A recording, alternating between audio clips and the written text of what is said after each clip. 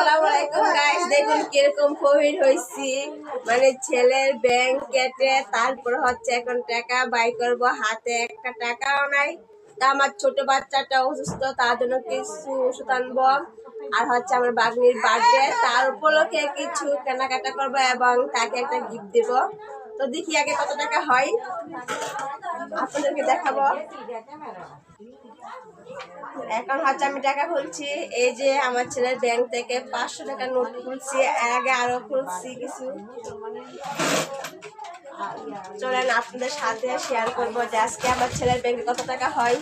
মানে এরকম বহির হয়েছি, মানে হাতে একটা টাকাও নাই।